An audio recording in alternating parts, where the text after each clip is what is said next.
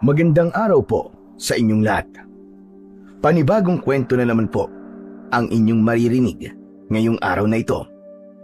Tungkol po ito kay Rafi, isang binatang lihim na naninirahan sa isang kuweba sa likod ng lumalagaslas na talon. Tahimik ang kanyang mundo, malayo sa kabiasnan, at matagal na siyang hindi nakikihalubilo sa ibang tao. Doon siya nakatira sa loob ng maraming taon, umaasa na balang araw ay muling babalik ang kanyang mga magulang. Iniwan siya ng mga ito sa gitna ng kaguluhan noong sumugod ang mga aswang sa kanilang baryo. Meron lang siyang isang matalik na kaibigan noon. Yun ay si Enteng, isang mangangaso. Ngunit isang gabi, nag-cruise ang kanilang landas at ang isang pangkat ng mga aswang. Matindi ang laban na naganap at simula noon, hindi na muling nakita pa si Enteng. Mag-isa na lang muli si Rafi.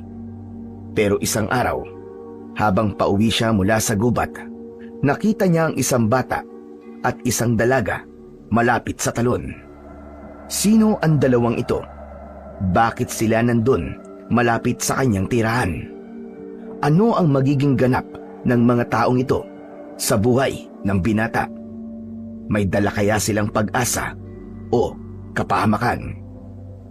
Pero bago ang lahat, huwag po nating kalimutan mag-subscribe at i-hit ang notification bell sa aking YouTube channel na The Voice Addict at Apong Isaak para sa mas marami pang makapigil hiningang kwentong aswang at katatakutan mula sa mundo ng kababalaghan. Umpisahan na po natin ang kwento. Maliwanag ang buwan at ang ilaw nito ay bahagyang sumisilip sa pagitan ng mga daon at matataas na puno. Sa itaas ng isang punong balete, nakaupo sina Enteng at Rafi. Naroon sila, nagpapahinga at naghihintay ng masisilong hayop. Sila ay mga mangangaso, nanghuhuli ng mga hayop na pangkain o di naman kaya ay pambenta sa palengke. Nakahiga si Enteng habang si Rafi naman ay nakasandal sa isang sanga. Pareho silang pagod ng mga sandaling yun. Kanina lang kasi ay may hinabol silang baboy ramo pero hindi naman nila naabutan. Kaya pinili na muna nilang magpahinga at mag-abang. Pagod sila pero sanay na sila sa ganitong klase ng buhay. Simula pagkabata ay magkaibigan na silang dalawa. Sabay silang lumaki. Si Enteng ay nakatira sa baryo pero si Rafi ay sa gubat sa may talon. Kailan lang nang namatay ang mga magulang ni Enteng, samantalang si Rafi ay hindi niya alam kung ano ang nangyari sa kanyang mga magulang. Lumaki siyang mag-isa pero hindi siya pinabayaan ng pamilya ni Enteng. Nung bata pa ito ay madalas nilang dalhan ng makakain at masusuot na damit ang bata. Sa kanila rin siya natuto kung paano mangaso. Kahit mga bata pa noon ay isinasama sila ng mga nakakatanda na manghuli ng hayop sa loob ng kagubatan. Ilang beses na silang nagsabi na aampunin na si Rafi pero ayaw niya. Mas gusto niya na mag-isa. Tol, bakit hindi ka nalang sumama sa akin? Nag-iisa na lang naman ako sa buhay. May espasyo pa doon para sa'yo. Ayoko, Tol. Komportable na ako dito sa bahay ko. Komportable? Sus, maniwala ako sa'yo. Sino ba namang magiging komportable sa ganun lugar? Ang sabihin mo, hanggang ngayon umaasa ka pa rin na babalikan ka ng mga magulang mo kung sa kanila iniwan. Hindi sumagot si Rafi. Tumingin siya sa madilim na bahagi ng gubat. Kita sa mga mata niya ang bigat ng kanyang pakiramdam. Pre, ang tagal na noon. Kung babalikan ka talaga nila, matagal na sana nilang ginawa. Hindi ka na bata. Kailangan mo nang tanggapin na wala na talaga. Alam mo naman na nangyari nun, di ba? Oo. At hindi ko yun makakalimutan. Yung nagkaroon ng labanan nun, Mga aswang laban sa baryo. Parehas tayong iniwan sa may talon. Pero ikaw lang yung nabalikan. Ang sabi ni nanay nun ay nakita niyang hinabol ng aswang ang mga magulang mo at hindi nila alam kung ano nangyari. Ayoko naman sabihin pero baka may masamang nangyari na sa kanila. Kaya di na sila nakabalik. At yun ang dapat mong tanggapin. Tol, ang dapat mong gawin ay magpatuloy ka lang sa buhay mo. Napakagat sa labi si Rafi. Parang may gusto siyang sabihin, pero hindi niya masabi. May luha na rin sa gilid ng mata niya, pero pinipigilan niya itong tumulo. Ilang saglit habang nag-uusap sila, ay may narinig silang mga kaluskos mula sa damo sa ibaba. Pareho silang napatingin sa ibaba. Mula sa damuhan ay lumabas ang isang baboy ramo. Mabagal ang galaw nito at kakaiba ang itsura. Duguan ang nguso nito at may kagat-kagat na piraso ng laman. Hindi nila matukoy kung karne ba yun ng hayop o hindi. Sandali, tol. Hindi yan baboy ramo. Tumango si Enteng. Pareha sila ng naging hinala. Naging mapagmasid sila at naging alerto. Biglang tumigil ang baboy ramo sa mismong puno kung saan sila nagpapahinga. At doon na ito nagsimulang magbago. Lumaki ang katawan nito at unti-unting tumayo gamit ang dalawang paa. Lumabas ang mahahaba nitong mga kuko. Lumiit ang ilong at ang ulo at naging muka ng tao.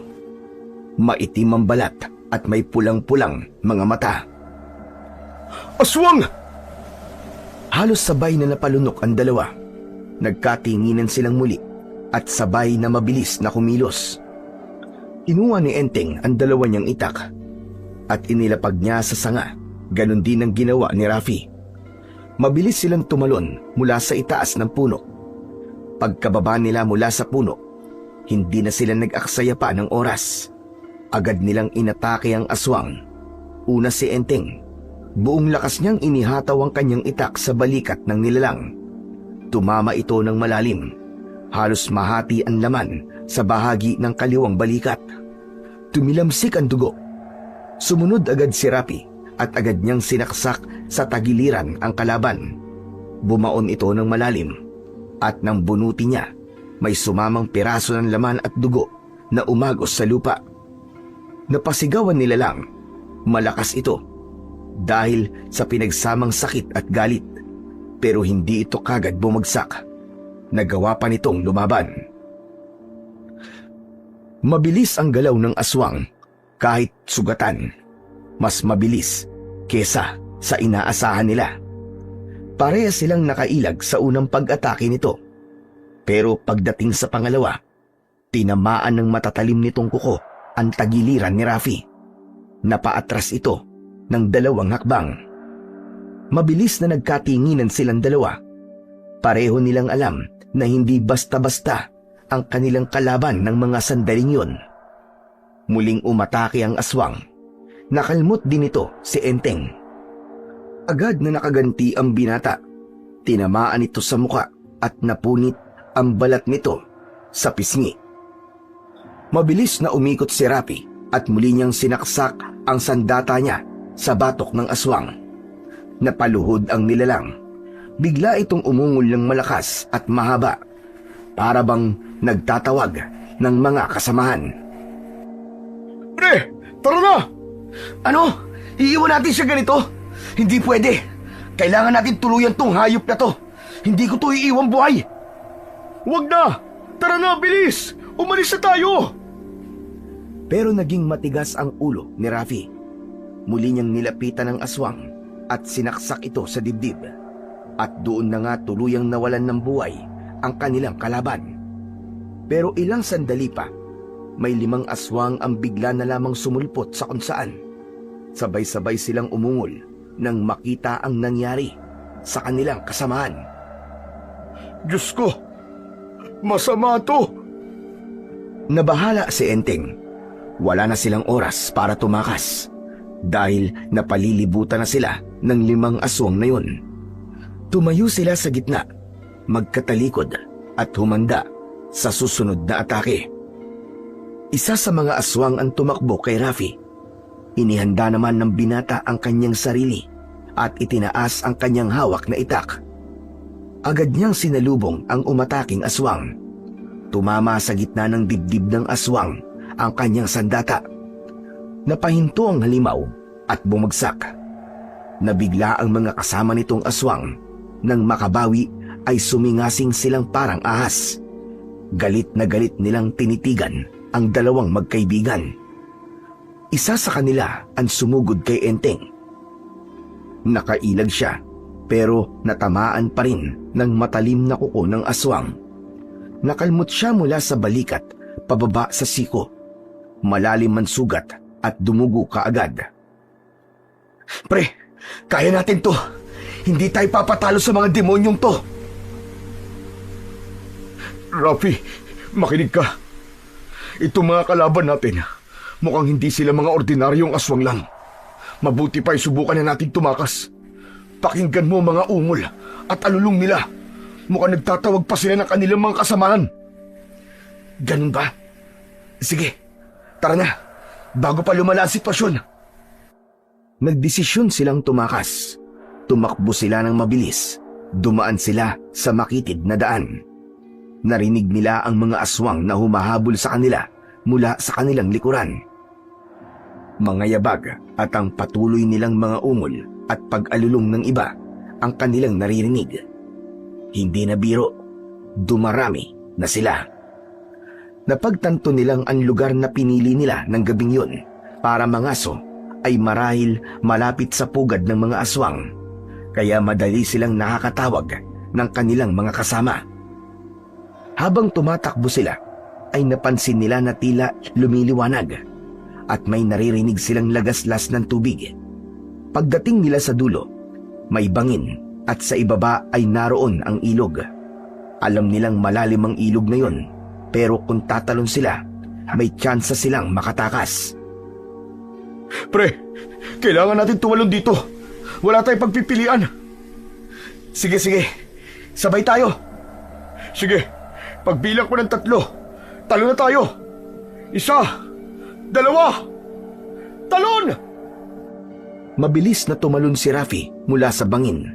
Bumagsak siya sa malamig at malalim na ilog. Pag-ahon niya ay mabilis siyang lumingon pabalik sa itaas ng bangin. Doon niya nakita si Enteng. Hindi ito tumalon. Nakatayo lang ito sa gilid at nakatingin sa kanya. Enteng! Talon na, bilis! Andiyan na sila! Hindi kumibo si Enteng. Umiling lang ito ng dahan-dahan. Rafi! Makinig ka! Wala nang oras! Kung pareho tayo magtatangka na tumakas, aabutan nila tayo sa tubig! Sige na! Tumakas ka na! Bilisan mo! Hindi, pare! Hindi kita iiwan! Hindi ito ang plano, Enteng! Tumalon ka na! Bilisan mo! Hindi! Kailangan ko silang iligaw, pare! Kailangan ko silang ilayo sa'yo! Wag! Lumitaw ang mga aswang sa likod ni Enteng. Nakita niya itong nakipaglaban at pagkatapos ay tumakbo. Narinig pa niya ang huling sigaw nito. Sige, habulin niyo ako! Ako ang pumatay sa mga kasama niyo! Habulin niyo ako! Hindi, paring Enteng! Pare! Ba't mo ginawa to? Ba't mo ginawa to, pare? Wala na ang mga aswang. Wala na rin ang kaibigan niya. Paulit-ulit siyang sumigaw, pero wala na siyang naririnig maliban sa boses niya. Umahon siya sa tubig. Duguan siya at sugatan. Masakit din ang kanyang katawan, pero wala nang masasakit pa sa isiping maaaring napahamak na ang kanyang kaibigan. Sa sobrang sakit, sama ng loob, pagod at kirot ng kanyang mga sugat, dahan-dahan siyang nawalan ng malay. Bumagsak ang katawan niya sa malamig na lupa. Kinaumagahan, dahan-dahang nagmulat ng paningin ang binata. Naramdaman niya ang mas lalong pagkirot ng kanyang mga sugat. Masakit din ang kanyang ulo. Nanlalamig siya dahil sa hinigaang basang damo. Puno ng putik at dugo ang kanyang damit, pati na ang kanyang buong katawan. Ang kanyang braso at likod na may sugat ay namamaga na rin. Tahimik ang paligid. Wala siyang taong nakikita roon. Wala ring tunog, maliban na lang sa mga huni ng ibon. Dahan-dahan siyang gumalaw. Inangat niya ang ulo at tinignan ang buong paligid. Nang makitang walang panganib, dahan-dahan siyang gumapang papunta sa isang malapit na puno. Humawak siya sa katawan nito at tinulungan ng sarili na makaupo. Nakayuko siya habang nakasandal. Napahawak siya sa maruming laylayan ng kanyang damit at pinunasan ng kanyang mga mata nang muling pumatak ang kanyang mga luha. Bakit, paring Enteng? Bakit? Bakit mo ginawa yun? Lumakas ang kanyang pag-iyak. Wala siyang pakialam kung may makarinig man. Umiyak siya dahil alam niyang malaki ang posibilidad na hindi makakaligtas ang kanyang kaibigan. Naisip niyang kasalanan niya ang lahat. Kung alam ko lang na gagawin mo yun, pare. Kung alam ko lang. Sana sabay na lang tayong lumaban. Maya-maya pa ay sinubukan niyang tumayo. Nanginginig ang kanyang mga tuhod, kaya ipinasya niyang muling maupo. Ah! Ah! Paring Enteng, kung alam ko lang sana, kung alam ko lang, sana ako na lang Sana ako na lang ang namatay. Ikiniyom niya ang kanyang mga palad at ilang beses na sinuntok ang kanyang dibdib. Kasalanan ko to! Kasalanan ko to! Kasalanan ko to! Iniyuko niya ang ulo hanggang sa halos dumikit na ito sa tuhod niya. Nanginginig ang balikat niya habang umiiyak. Samantala, sa may tabi ng isang ilog ay naglalakad ang magkapatid na sina Pam at JB. Si JB ay 10 taong gulang, samantalang si Pam naman o Pamela ay mahigit 20. Grabe! Ang ganda naman sa lugar na to, no? Ang lamig at ang presko ng hangin. Kaya nga ate, tingnan mo, oh. Ang linaw-linaw ng tubig. Oo nga, JB. Ngayon lang ako nakakita ng ganito. Saka tignan mo, oh. Ang daming isda. Kaya nga, ate Pamela, sayang, hindi natin dala yung pana natin. Hala, oo nga, sayang naman. Okay lang, ate. Bukas, bumalik tayo dito. Isama natin si Lolo. Mangisda tayo. Wow, ang dami, oh. At ang bibilis nilang lumangoy. Lumapit si JB sa gilid ng ilog at lumuhod. Inilubog niya ang kamay sa tubig at natawa nang maramdaman ang lamig nito. Grabe, ang lamig. Ang sarap siguro maligo dito, ate Pamela. Pwede ba akong lumusong at lumangoy? Naku, JB, mamaya na. Halika na muna dito. Tignan muna natin yung talon. Ay, oo nga pala. Sige po, ate. O, dahan-dahan ha. Baka mamaya madulas ka dyan. Maingat silang naglakad palapit sa talon. Habang papalapit, lalo nilang naririnig ang malakas at tuloy-tuloy na bagsak ng tubig. Ilang hakbang pa at tuluyan ng tumambad sa kanila ang kabuuan ng talon. Malalaking bato ang nakapaligid sa lugar. May mga batong madulas at bilog ang hugis. At meron din namang malapad na parang upuan. Tumutubo rin ang ilang damo at lumot sa paligid. Ang tubig ay bumabagsak mula sa mataas na bahagi ng bangin. Diretso pababa sa malalim na bahagi ng ilog. Malakas ang lagaslas nito. Sa ibaba, nabuo ang isang tila maliit na lawa kung saan umiikot ang tubig bago ito muling dumaloy sa ilog. Malinaw ang tubig kahit malalim. Kitang-kita nila ang ilang bato sa ilalim, pati ang mga isda na tila hindi naaapektuhan sa bagsak ng tubig. Napaawang ang bibig ng dalawa. Wow! Grabe! Para tayong nasa paraiso! Oo nga, Ate Pamela. Dito na lang kaya tayo tumira. Kung pwede lang sana, JB. Kung pwede lang. Kasi naman, ate, nagsasawa na rin ako ng palipat-lipat tayo ng bahay. Kung meron man lugar tayo na pagpipirmihan, yung ganitong lugar ang gusto ko. Hayaan mo na. Darating din naman ang araw na yon. Basta't maniwala lang tayo kay Lolo Noel. Tumango si JB. Naupo sila sa malaking bato kung saan tanaw ng mas malapit ang talon. Kinuha ni Pamela ang maliit na bag sa tabi niya at inilabas ang kanilang baon. Tinapay, ilang biskwit at 2 bote ng tubig. Maya-maya pa ay biglang napatingin si JB sa kabilang bahagi ng ilog, sa may itaas ng mabatong bahagi ng bangin. Ate! Oh, ano ba yun? May tao. Napalingon si Pamela sa direksyong tinuturo ni JB at mula doon ay nakita nila ang isang nakatayong lalaki. Marumi ito at duguan mula sa balikat hanggang sa tiyan. At ang mga damit ay halos gutay-gutay na. Nakatayo lang ito at nakatingin sa kanila ng masama. Nanlaki ang mga mata ni Pamela. Dahan-dahan siyang tumayo at napaatras. Hindi inaalis ang tingin sa lalaki. Bigla siyang kinabahan, lalo na nang makitang may hawak itong itak. Naku, JB! Halika na! Umalis na tayo rito, dali! Ate, sandali! Baka kailangan niya ng tulong eh. Anong tulong ang sinasabi mo?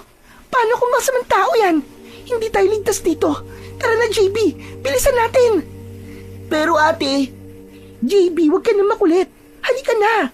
Bilisan mo! Hindi na nagtanong pa si JB. Tumakbo na silang dalawa palayo sa talon. Pabalik sa landas na dinaanan nila kanina. Samantala, nang tuluyan ng mawala sa paningin ni Rafi ang 2 estranghero, napaluhod siya. Alam niyang natakot ang mga yon sa kanya. Siya man ay nabigla lang at pilit kinikilala ang mga ito at baka sakaling kalaban. Ngunit dahil natakot ang mga ito sa kanya, may palagay siyang karaniwang tao lamang ang mga yon na naligaw sa kanyang lugar. Nakaramdam na siya ng gutom at uhaw. Dahan-dahan siyang muling tumayo.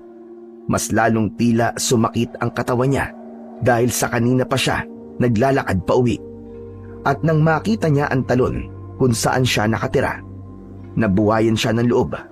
Alam niyang ligtas na siya sa lugar na yon.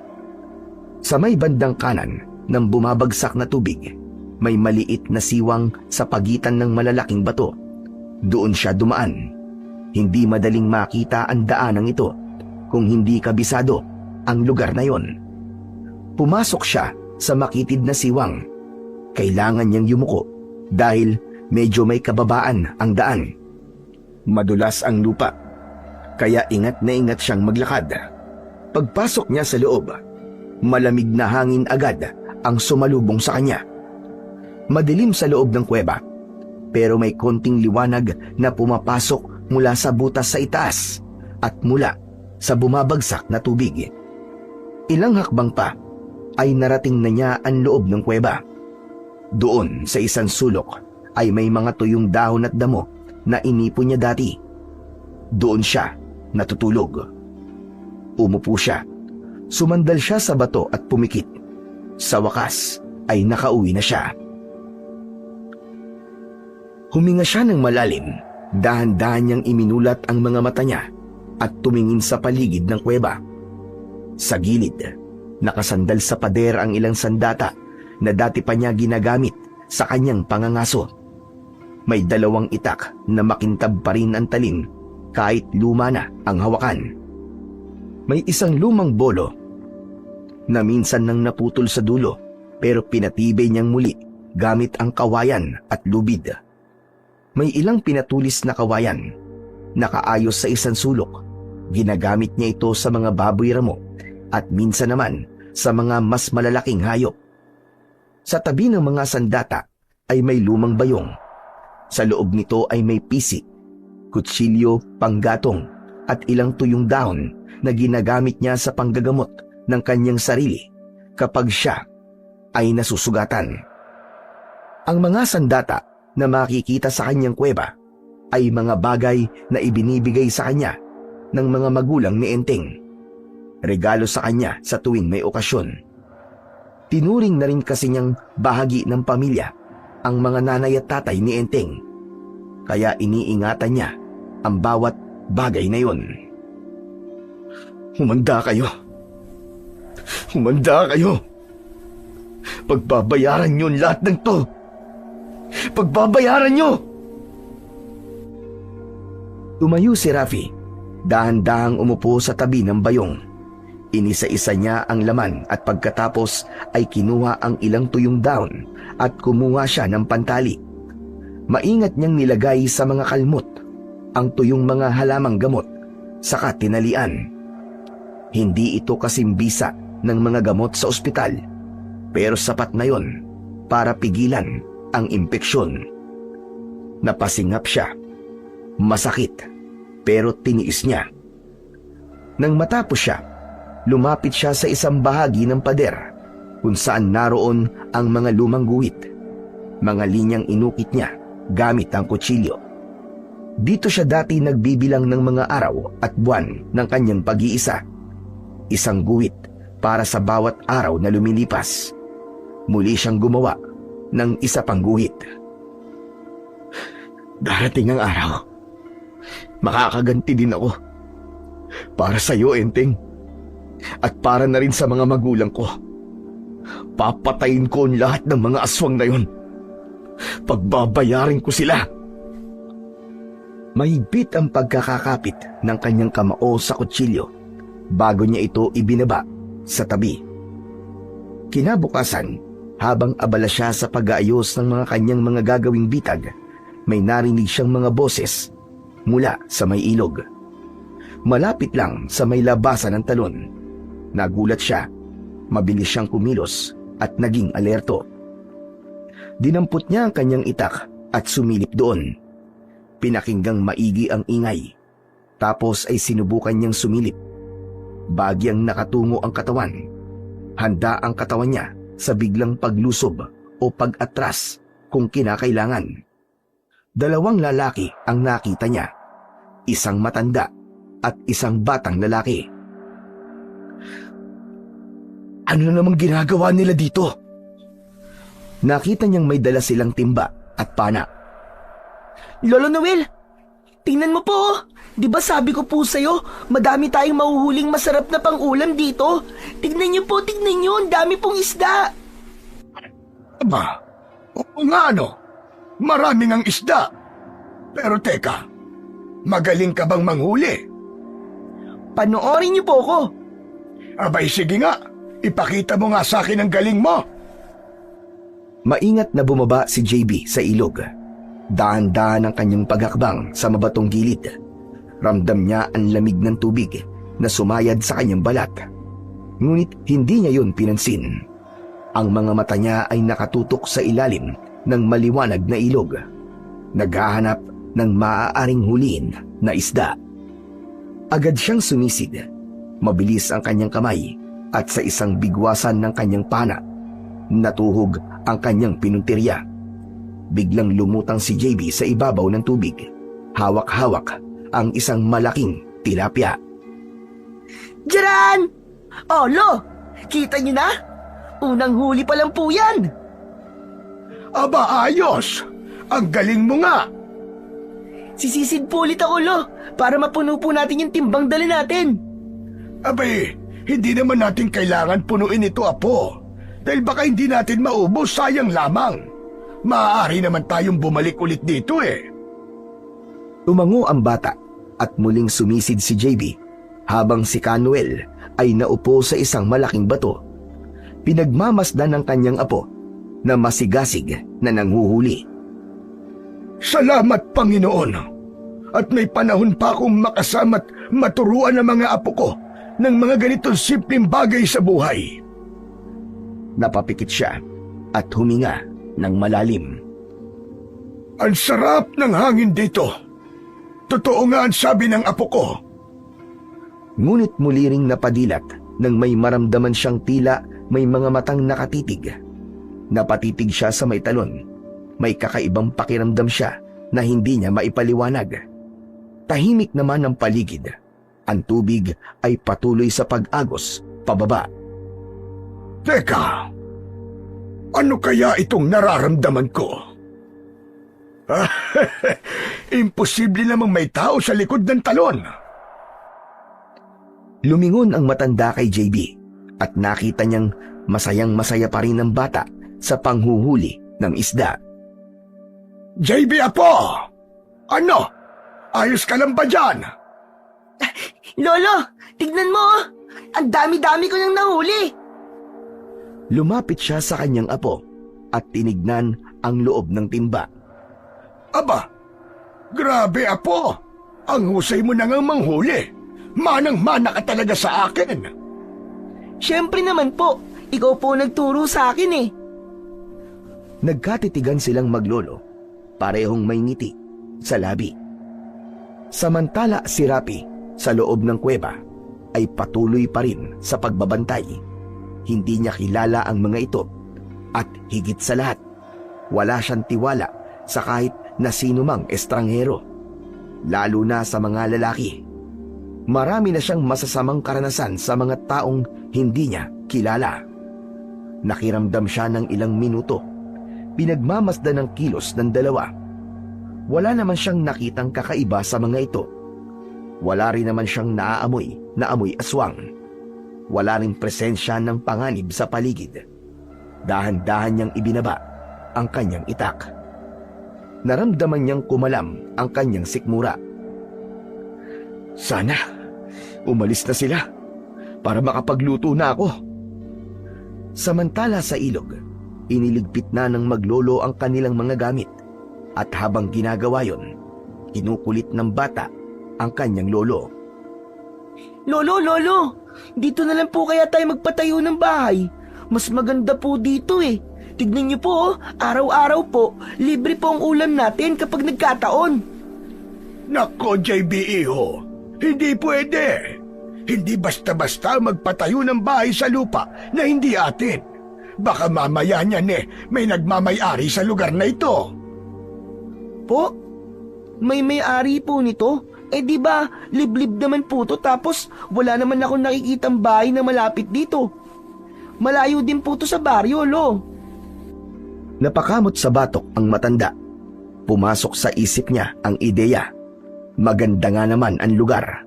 Isang perpektong lugar para sa kanilang pamilya. Pero apo, hindi pwede. Sige na. Huwag ka nang makulit. Hindi pwede. Kita sa mukha ni JB ang panghihinayang. Ngunit si Canuel, bagamat gusto niya, ay hindi pwede dahil may misyon pa siyang dapat natapusin. Ilang araw ang lumipas, naging tahimik ang simula ng bawat araw ni Rafi. Walang kakaibang pangyayari, walang banta, walang bisita. At sa mga ganitong araw, ay nag-aayos o kaya naman ay naglalatag lang siya ng mga bitag kung saan alam niyang may mahuhuli siya. Hanggang sa isang araw ay may nahuli siyang isang matabang baboy ramo. Nahuli ito ng isa sa mga kanyang mga bitag. Ayos! Mabisa talaga tong pambitag na itinuro sa akin ni Enteng. Nasaan na kaya siya? Parang Enteng, kung buhay ka sana magparamdam ka naman. Ilang araw na kitang hinahanap. Maski katawan mo lang sana ang makita ko. Ayoko mang isipin, pero sa dami ng aswang na yon, nawawala na talaga ako ng pag-asa sa'yo, pare. Muling nakaramdam ng kalungkutan si Rafi, pero pilit niyang iwinaksi ito. Nilapitan niya ang baboy ramo at inihanda ang matibay na alambre upang igapos ito. Wala na siyang sinayang na oras.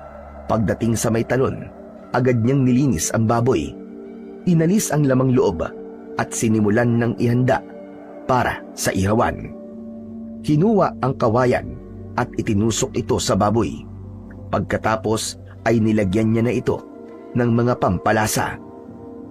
Nagparingas na din siya ng kahoy at doon inikot-ikot ang lechon. Ayos! Salamat po, Panginoon. Sa wakas matinu-tinu na naman akong makakain. Pagkalipas ng ilang oras, habang iniikot-ikot niya ang baboy ramo sa apo, unti-unti nang naaamoy ang nalulutong karne. Ngunit sa kalagitnaan ng katahimikan, bigla siyang napatigil. May marahang tunog ng yapak mula sa likuran niya. Paglingon niya, nanlaki ang kanyang mga mata. Ikaw na naman? Po? Anong ginagawa mo dito? Ba't nandito ka na naman?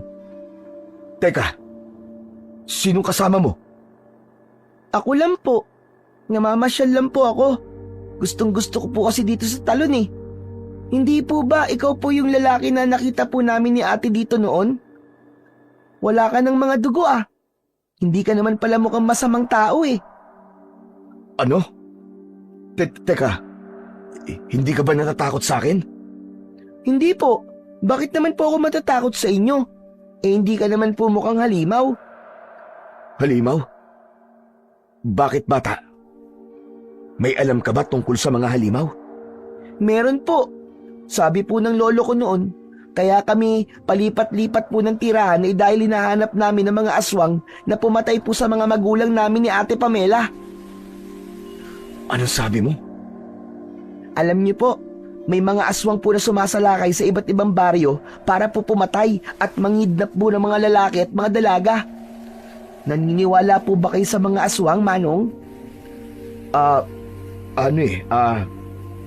Ako po, naniniwala po ako. Kahit di ko pa po sila nakikita. Kasi sabi ni Lolo, totoo daw po sila. Noon, nung bagong panganak daw po ako, sumalakay daw po ang mga aswang sa dati naming baryo. At isa sa mga namatay po, ang mama at papa ko. Napatingin si Rafi sa bata. Tahimik siya, pero biglang naawa sa bata. Naisip niyang maswerte pa rin siya dahil nakasama pa niya ang mga magulang niya bago sila mawala. At hindi niya akalain na ang batang makulit at masiyahin ay may dinadalang mabigat na problema. Bumuntong hininga si Rafi. Parang nakikita niya ang sarili niya sa bata. Pareho sila ng sugat. Ako rin, bata. Ganyan ang dahilan ko. Totoo po? Kayo rin po? Tumango si Rafi, ngunit mabagal. May kinuha naman sa akin ang mga aswang. Hindi lang isa. Madami silang kinuha sa akin. Ang mga magulang ko. At ang kaisa-isa kong kaibigan. Hinahanap mo rin po ba mga aswang na yon? Bakit di ka sumama sa mga kagrupo ni Lolo? Parehas kayo ng gusto, kuya. Mahanap ang pugad ng mga aswang na yon. Ibig mong sabihin may mga kasamaan ng lolo mo? Opo, meron po. Mga samahan sila ng mga albularyo at antingero. Layunin po nilang patigilin ng mga aswang na yon sa pamimerwisyo. Sumasama ka ba sa kanila? Hindi po. Naiiwan lang po kami ni Ate Pamela madalas. Tama naman yun. Hindi ka pa pwede sa mga ganitong labanan. Masyado ka pang bata. Hindi mo pa kakayanin na makipaglaban. Kaya ko na. Ayaw lang maniwala ni Lolo Pero kaya kong pumatay talaga ng mga aswang. Hindi ka ba natatakot sa kanila? Aba, nangangagat ang mga aswang. Natatakot din, pero hindi naman po pwedeng matakot na lang palagi, di ba? Matapang ka, bata. Yun naman po ang kailangan ang maging matapang. Kaya ka nandito. Alam mo, di mo dapat ginagawa to Mali na mag-isa kang pumupunta dito. Delikado. Ayos lang po yun. Saka, okay naman kasi kasama po kita. Mas lalo na po akong di matatakot. Mali. Alam mo bang maski may kasama ka, maaari ka pa rin nilang kunin at saktan. Kasi sabi ko nga, hindi lang isang aswang ang nandito. Marami. Mas marami pa sa inaakala mo. Ayos lang po yun. Marunong naman po ako ng self-defense eh. Tinuruan po kami ni Lolo. Natahimik si Rafi. Tinitigan niya ang bata. Sa murang edad nito, ay nakita niya ang kanyang sarili dito. Buo ang loob, pursigido, pero inosente sa totoong panganib na kinakaharap. Humanga siya sa tapang ng bata. Ngunit nang maisip ang nangyari sa kanila ni Enteng, nagdesisyon siyang sawayin ang bata at itaboy para di na madamay. Alam mo, batang makulit, mabuti pa umuwi ka na sa inyo eh. Baka hinahanap ka na. Hindi po nila ako hahanapin. Abala po sila sa kanilang ginagawa eh. Kuya Rafi, magkwento ka pa tungkol sa lugar nyo at sa mga aswang na nandito. Ang mga aswang dito, hindi sila basta-bastang nilalang. Marunong silang magkunwari. Magaling silang magpanggap. Kaya payo ko sa'yo, huwag ka magtitiwala sa mga hindi mo kilala. Pati na sa akin. Dahil yung inaakala mong mabait halimaw pala na naghihintay lang ng tamang pagkakataon at oras para kainin ka. Kuya Rafi, alam ko naman po na hindi po kayo masamang tao eh. Nung unang kita ko pa lang po sa inyo, alam ko po na hindi ka po ganun, kuya. Saka alam niyo po ba masaya ako kasi may bago na po akong kaibigan. Kayo po yun. Natahimik si Rafi sa sinabi ng bata. Ilang beses na napalunok dahil hindi niya inaasahan ang sinabing yun ng bata. Parang may kung anong mainit na gumapang sa kanyang dibdib. Wala na kasi siyang naging kaibigan, maliban kay Enteng. Ay nako. Sige na nga. Halika nga rito. Maupo ka dyan. Hintayin mo akong makaluto para makakakain ka rin bago ka umuwi. Yes! Tulungan na po kita, Kuya Rafi, sa pagpapaikot. Agad na tumabi si JB at hinawakan niya ang ikutan ng kawayan. Hinayaan naman siya ng binata. Masayang masaya ang bata habang ginagawa yun. Napatitig sa apoy si Rafi. Natulala siya habang unti-unting bumabalik ang pakiramdam ng pagiging tao, ng pagiging hindi mag-isa. Kuya, saan ka pala dito nakatira? Ha? Bakit mo naman gustong malaman? Siyempre, para mabisita po kita. Malapit lang po ba dito ang bahay nyo? Oo. Malapit lang dito. Ayos! May mapapasyalan na ako dito palagi. Ano? Hindi ko tuturo sa yung bahay ko, no? Hindi ka pwede dun. Ano? Bakit naman, Kuya Rafi? Siguro maliit lang ang kubo mo, no? Kaya ayaw mong ipakita. Ayos lang yun, Kuya Rafi. Sa amin din naman maliit lang eh. Hindi katulad dun sa mga bahay sa baryo na konkreto na at maganda pa. Alam mo, ikaw na bata ka. Ang daldal mo. Pagbutihin mo na lang yung pag-iikot ng lechon at baka masunog yan. Malapit na yan maluto. Sige na nga. Nang tuluyan ng maluto ang lechon, kumalat ang masarap na amoy sa paligid. Agad na kumulo ang tiyan ni JB sa gutom. Napalunok siya habang pinagmamasdan ang kumikislap na balat ng baboy. Nangingintab sa mantika at tila tinatawag na siyang kumurot. Malutong na to. Pwede na. Wow, grabe! Ang bango po, Kuya Rafi! Para tayong nasa malaking handaan. Maingat na pinatay ni Rafi ang baga. Pagkatapos ay inutusan niya si JB na kumuha ng dahon ng saging.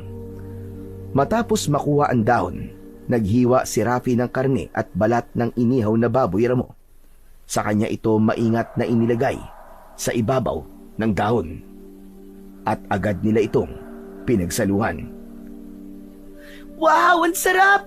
Ang lutong ng balat, parang chicharon. O ano, pasado ba? Oo naman, kuya. Pasadong pasado. Pwede ka na mag-asawa. Loko-loko. Sa itsura kong to sa palagay mo, makakapag-asawa pa ako? Oo naman kuya. Pogi ka naman ah.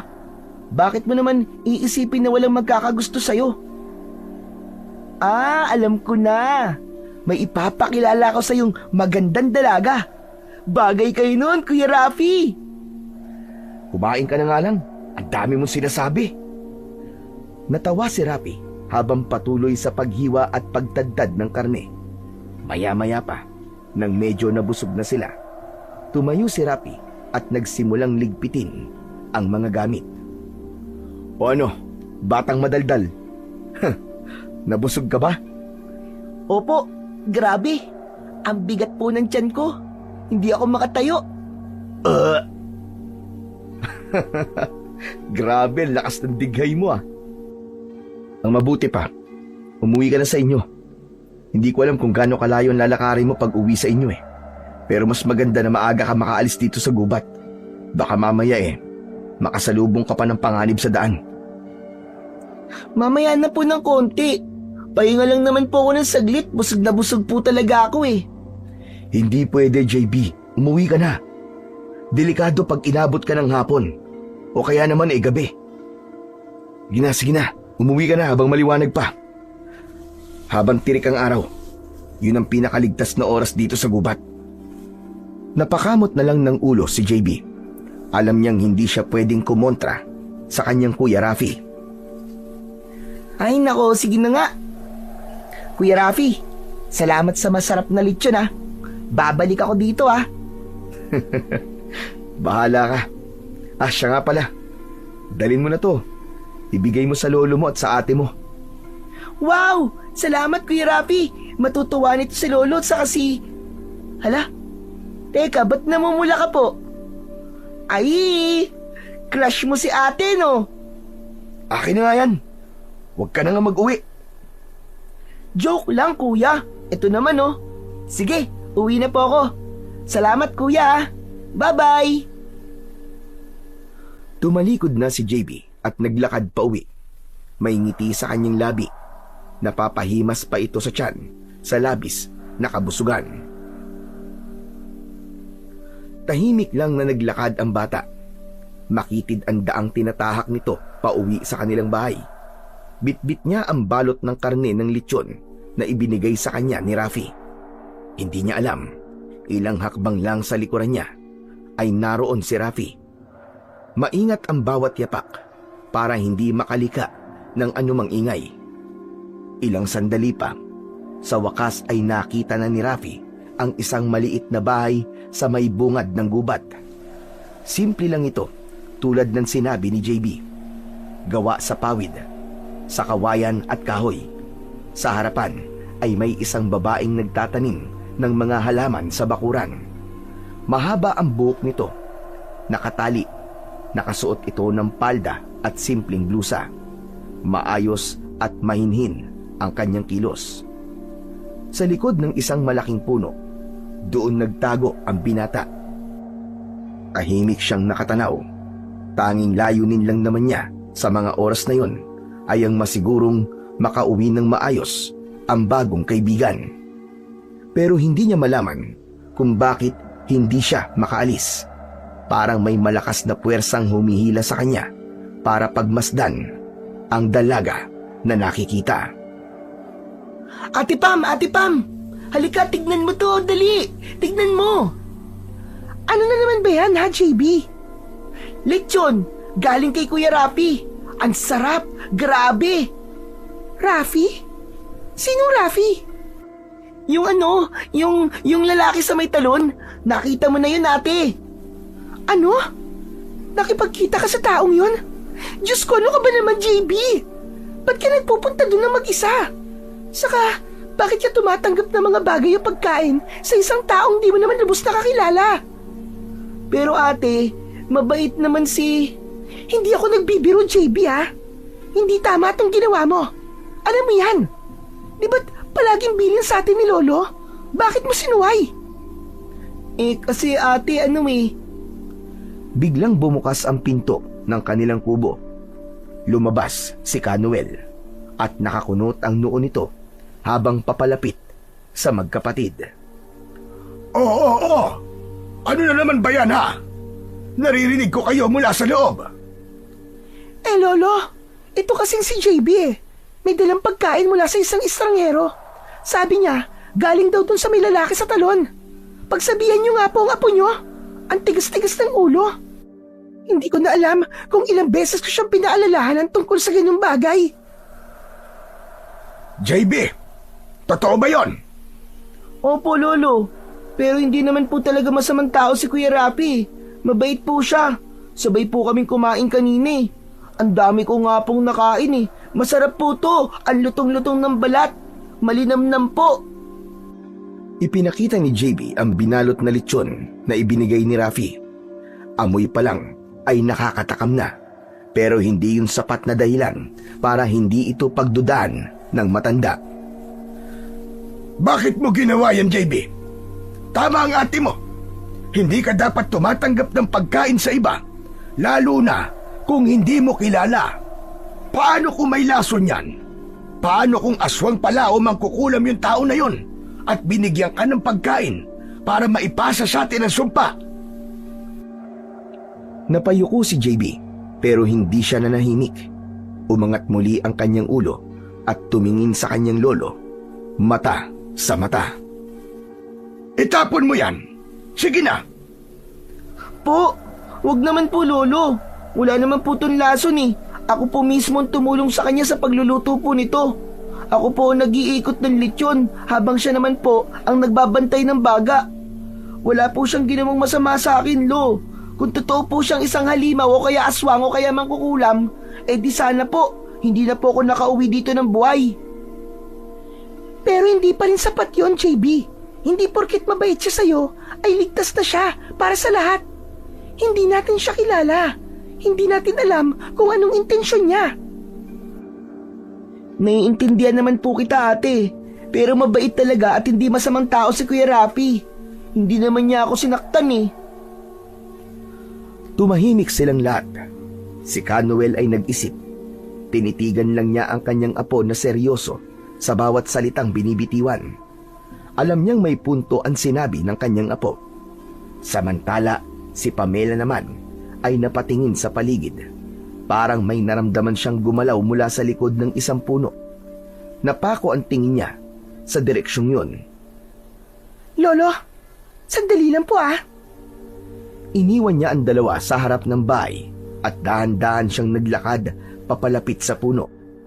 Mabagal ang kanyang hakbang. Naramdaman niya na parang may nanonood sa kanya kanina pa. Pero pagdating sa likod ng puno, wala siyang nakita. Tanging mga damo at tuyong dahon lang ang naroon. Walang tao. Hindi niya alam, ilang saglit bago siya makarating doon, ay mabilis nang nakaalpas si Rafi. Tahimik na nakabalik si Pamela sa harap ng bahay. Hindi na siya nagsalita. Kinuha niya ang balot ng lechon mula kay JB at marahang pumasok ng bahay. Sumunod na rin ang dalawa. Wala nang tanong-tanong. Naghanda na rin ang dalawa at walang pagdadalawang isip na kumain. At nalaman nga nilang nagsasabi ng totoo si JB. Masarap ang ipinabaong lechon ng lalaking estranghero. Aba, totoo nga. Masarap nga itong lechon ha. Kaya nga po, masarap at malutong nga ang balat. Hindi ko inaasahan to ah. O di ba? Sabi ko na po sa inyo eh, sobrang sarap talaga. Marunong talaga si Kuya Rapi magluto. Tahimik silang kumain. Kahit si Pamela na kanina'y may duda, ay napapikit habang ninunguya ang malambot at malasang laman.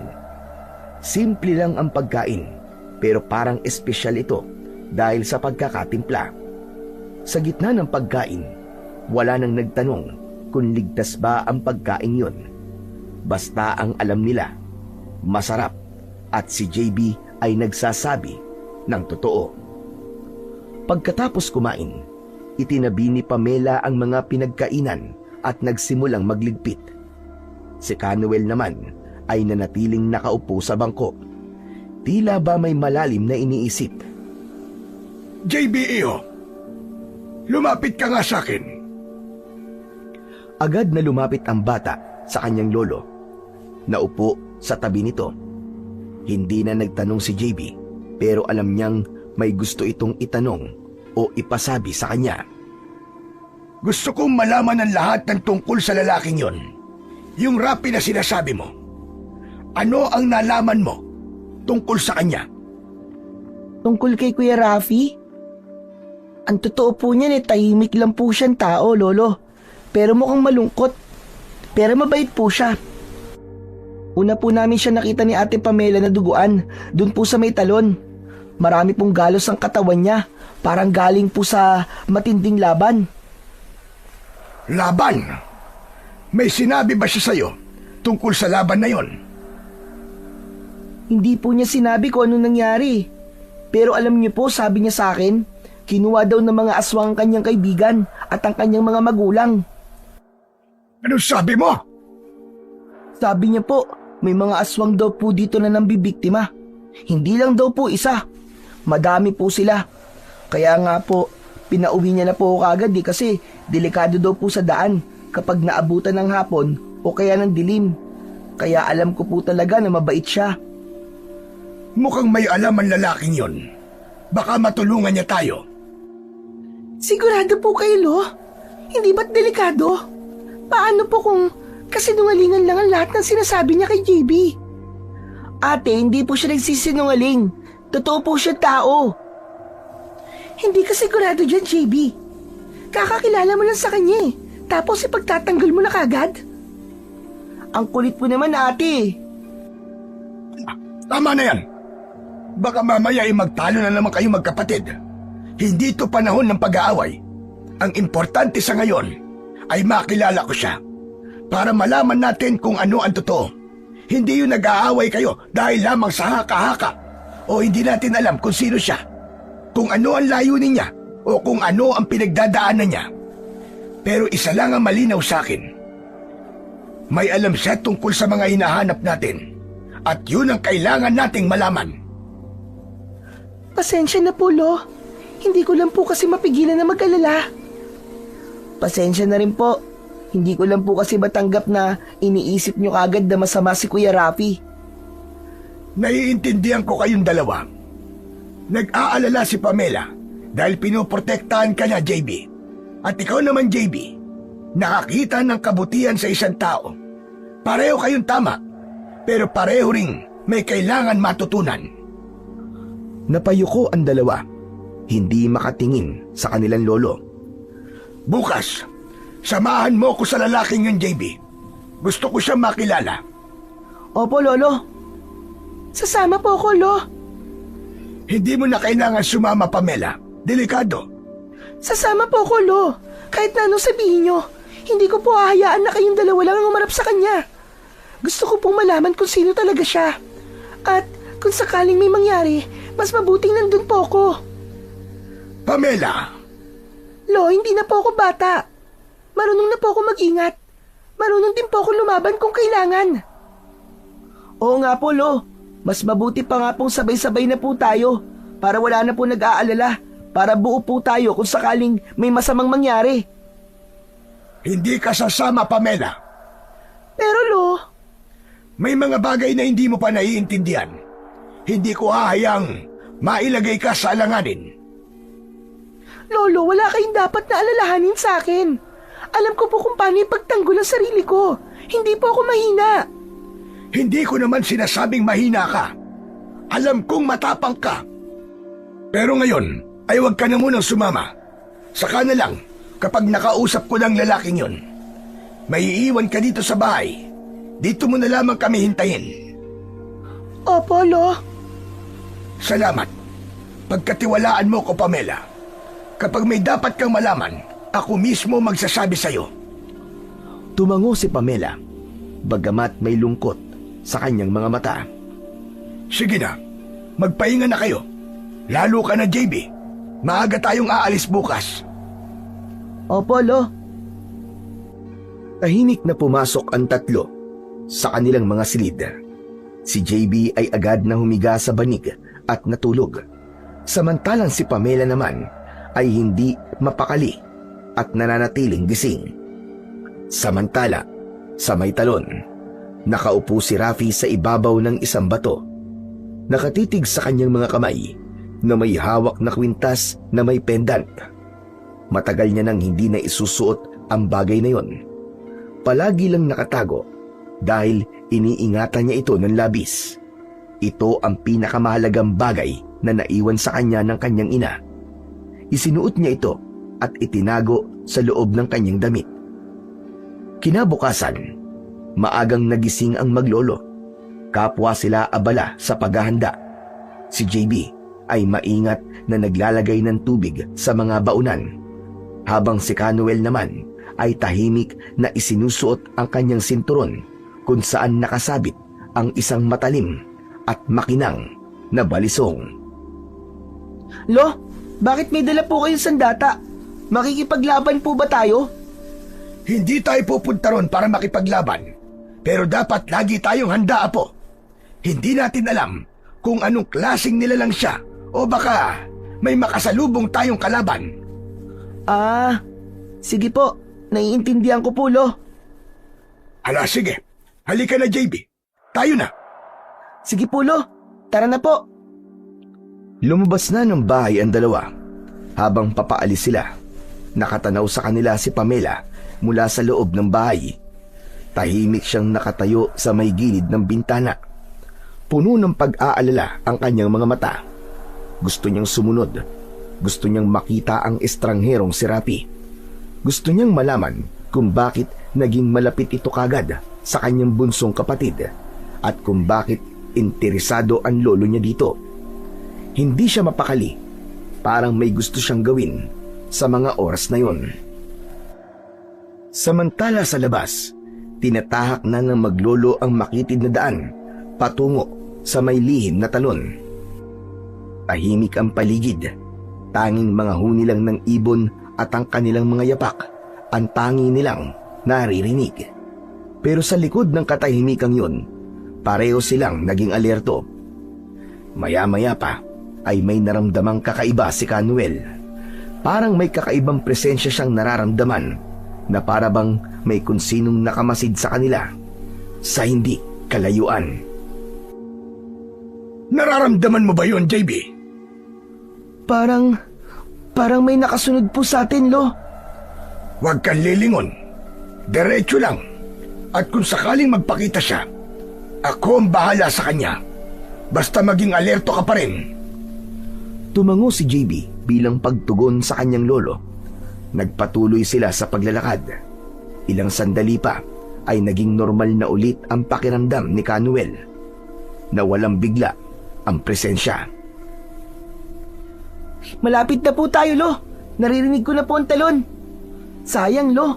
Nakalimutan nating magdala ulit ng timba. Hindi sayang, JB. Dahil hindi naman tayo manghuhuli ng isda ngayon. Ikaw talaga bata ka. Naisip ko lang naman po kasi baka pagkatapos niyo po mag-usap ni Kuya Rapi ay pwede na po tayo manghuli ng isda. Huwag mo na munang isipin yan. Hindi natin alam kung paano tatakbo magiging usapan namin ng lalaking yon. Opo, Lo. Pero sana po, maging maayos po ang lahat. Mabait po talaga si Kuya Rapi. Pakiramdam ko po, tutulungan niya po tayo. Sana nga, Apo. Maya-maya pa, narating nila ang gilid ng ilog. Agad na tinignan ni Canuel ang paligid. Walang bakas ng presensya ng sinuman. Pumasok sila sa damuhang medyo makapal upang tignan kung nagtatago lamang ang lalaki. Pero wala silang nakita. Kuya Rafi! Kuya Rafi! Asan ka? Si JB to! Naglakad pa sila sa may likod ng ilang bato. Pinuntahan ng mga lugar na posibleng pinuntahan ng binata. Ngunit kahit saan sila tumingin, walang bakas na may ibang tao roon. Napaupo si JB sa isang bato. Sinapo niya ang kanyang noo. Hindi niya maintindihan kung bakit hindi nila inabutan ang lalaki Sa kanyang isip, inaasahan niya na naroroon ito at naghihintay. Baka nandun po siya sa bahay niya, Lolo. Baka masyado pang maaga kaya wala pa po siya dito. Maghintay lang po muna tayo kahit sandali. Sige, Apo. Nagmasid naman si Canuel at naghintay sila sa walang katiyakang oras. Samantala, si Pamela ay hindi na nakatiis. Mula pa kanina, marahan na niyang sinusundan sina Canuel at JB habang papunta ang mga ito sa talon. Hindi siya mapalagay na siya ay nasa bahay lang at naghihintay, kaya sinuway niya ang kanyang lolo. May bahagi sa loob niya na nagsasabing kailangan niyang makasiguro na ligtas ang kanyang mga pamilya. Naglakad siya ng tahimik at maingat. Ayaw niyang mahuli siya ng kanyang lolo. Iniwasan niyang lumikha ng ingay. Ngunit nang mapansin niyang tila may naramdaman na ang dalawa, agad siyang dumistansya. Tutal ay alam naman niya ang daan papunta sa talon, kaya nagpasya siyang maghintay muna. Naupo siya sa ilalim ng isang punong may malalaking ugat. Doon siya pansamantalang nagpahinga. Maya-maya pa ay may narinig siyang mga malalakas na boses. Mula sa likuran niya ay lumitaw ang dalawang lalaki. Hindi niya kilala ang mga ito. Mahahaba ang buhok at balbas ng mga ito. Gusgusin ang kanilang itsura at mabagsik ang kanilang mga mata. Nang makita siya, ay para silang gutom na hayop na nakakita ng bibiktimahin. Kapwa nila tinignan si Pamela mula ulo hanggang paa. Magandang umaga sa iyo, Binibini. Anong ginagawa mo dito? Nag-iisa ka lang ba? May kasama ako. Sino ba kayo? Ako si Crisanto. At siya naman si Doming. Nasaan ang kasama mo? Wala namang kaming nakikita. Naliligaw ka ba? Mukhang hindi ka taga rito, ah. Hindi po ako naliligaw. Alam ko ang daan. Hindi ako naniniwala. Alam namin mag-isa ka lang dito. Hindi ka rin taga rito. Napaatras si Pamela nang makita niyang palapit si Crisanto sa kanya. Hindi dahil sa takot, kundi upang mapanatili niya ang distansya sa pagitan nila. Ano naman ngayon sa inyo kung wala akong kasama? Pwede bang umalis na kayo at papayaan niyo na ako dito? Aba, matapang ka. Alam mo, yan ang gusto ko sa babae. Yung palaban. Sumama ka sa amin, Binibini. Magugustuhan ka ng aming pinuno. Nagpalitan ng tingin ang dalawa. May masama silang balak sa dalaga.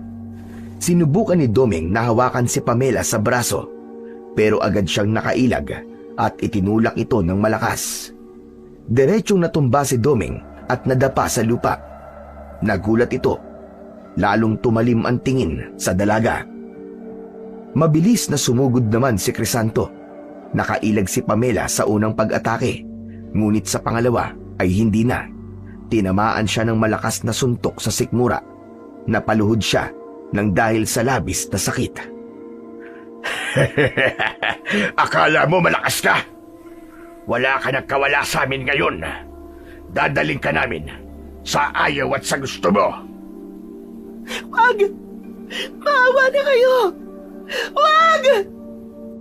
Akmang lalapit muli si Crisanto kay Pamela nang biglang may humarang sa harapan niya. Yun ay walang iba kundi ang lalaking estranghero na si Rafi. Layuan mo siya, hayop ka! Anak nang, eto na naman tayo eh. Bakit ka ba nakikialam? Kami ang unang nakakita sa kanya. Kasama ko siya! Siya yung sinabi ko kanina pa! Ano? Kasama mo to? Eh ano ngayon? Gagawin ko pa rin ang gusto ko. Dadaling kita sa lugar namin dahil bagay ka doon. Yan ganyan. Ikaw na ikaw yung hinahanap ng grupo namin. Kung madadala kita, magiging good shot ako sa pinuno namin. At hindi ko papayagang mangyari yung demonyo ka. Dadaan ka muna sa ibabaw ng bangkay ko. bago mo siya makuha. Napangiti si Crisanto, nakangisi ng malalim. Gusto mo talaga ng patayan, ah? Doming, ano? Gusto mo bang makisali sa laro? Tumango ang kasama ng lalaki. Tumayo ito at hinarap nilang dalawa ang binata. Agad na napansin ni Rafi na may kakaiba sa mga mata nito. Masyadong malikot at masyadong matalim. Kitang-kita ang mabilis na pagpula, dala ng kanilang galit. Teka, huwag niyong sabihin. Tama ka. Ngayon alam mo na kung ano kami. Baka nagbago na ang isip mo. Ibigay mo na sa amin ang babaeng yan at umalis ka na. Siraulo ka pala eh. Ba't ko naman gagawin yun? Akala mo takot ako sa'yo? Kung isa kang aswang, edi mas maganda. Handa akong makipaglaban sa inyo. Tumigil sa pagngiti si Crisanto. Agad na inilabas ni Rafi ang kanyang itak. Biglang napaatras ang dalawa, lalo na nang makita nila ang tapang sa muka ng binata. Sige na! Ano pang hinihintay mo? Sumugod ka na! Umpisa na natin ang laban at kating-kati na ang kamay ko! Ngunit hindi sumugod ang dalawa. Unti-unti silang umatras.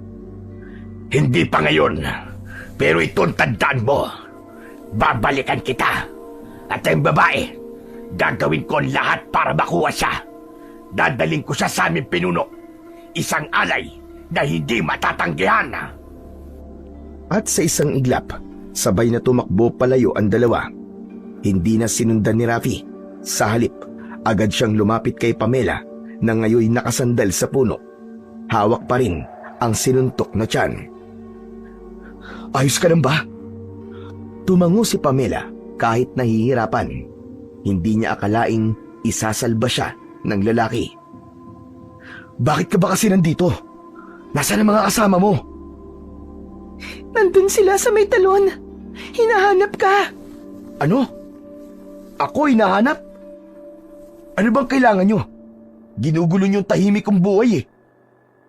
May mahalagang katanungan lang ang lolo ko tungkol sa isang grupo ng aswang na matatagpuan dito sa lugar nyo. Ang mabuti pa umuwi ka na at huwag ka nang babalik dito. At pagsabihan mo din ng mga kasama mo na wag nang babalik sa may talon dahil delikado. Lalo na yung bata. Tumango si Pamela. Tinignan niya sandali ang muka ng binata. Matapang ang anyo nito, ngunit sa likod ng tapang ay naroon ang lungkot na hindi nito maikubli. Dahan-dahan siyang lumayo. Muling tumingin pabalik si Pamela sa direksyon ni Rafi, pero nakatalikod na ito. Umuwi na si Pamela. Tahimik siyang naglakad pabalik habang ang mga sinabi ni Rafi ay paulit-ulit na bumabalik sa kanyang isipan.